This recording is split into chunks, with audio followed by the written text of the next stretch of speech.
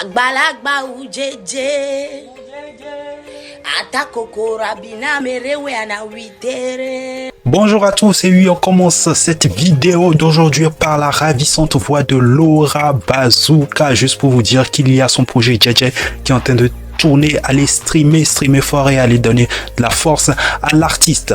On parlera aujourd'hui de la forte réponse d'Almok au poste de Nist Zuna, donc ainsi que de l'analyse de la stratégie adoptée par l'équipe de Centrinos Raphaël pour gérer son récent bad buzz. Mais avant, n'oubliez pas de vous abonner et d'activer la cloche de notification. C'est parti. En plein préparatif de son spectacle, l'humoriste ivoirienne Eunice Zounan fait face à de grandes difficultés. À travers un post sur ses réseaux sociaux, elle a dévoilé avoir demandé le parrainage et le soutien de plusieurs organismes, mais toutes les portes restent fermées.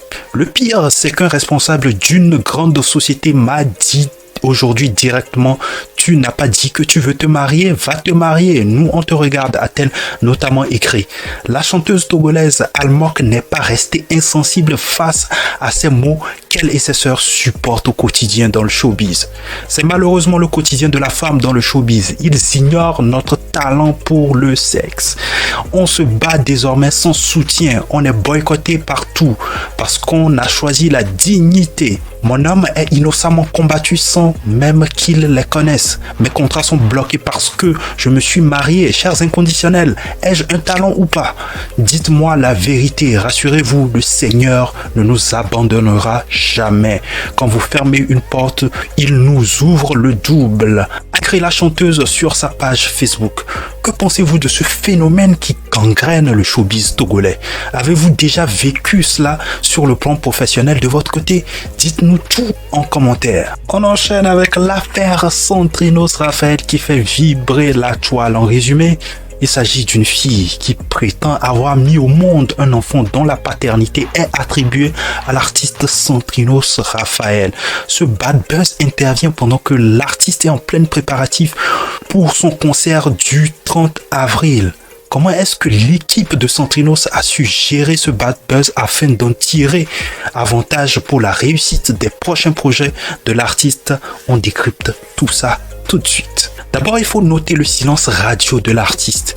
Il n'a pas réagi à l'affaire via ses comptes sur les réseaux sociaux. De plus, il faut noter aussi que la maison de production a fait un communiqué officiel qui n'a pas été posté sur les pages de l'artiste, mais plutôt sur la page officielle du label. C'est stratégique, ça n'attire pas ceux qui n'ont aucune idée du buzz. Ce qui fait que le buzz reste local. Parce qu'aujourd'hui, Centrinos Raphaël est suivi à l'international. Ensuite, il tourne le buzz en dérision sans toutefois répondre aux commentaires, histoire de maintenir le peuple en haleine via son silence afin de les pousser à acheter les tickets en masse dans le but d'obtenir une réponse ce 30 avril. C'est une vraie masterclass, n'est-ce pas? De tourner donc ce buzz en buzz positif. Chapeau à l'équipe de Centrinos Raphaël. Voilà tout pour aujourd'hui et n'oubliez pas d'aller acheter vos tickets pour le concert de ce 30 avril afin de soutenir l'artiste Centrinos Raphaël et aussi aller streamer fort son dernier projet Camarade qui vient de sortir. Abonnez-vous, activez la cloche de notification. D'ici là, je vous retrouve à la prochaine vidéo. Cheers!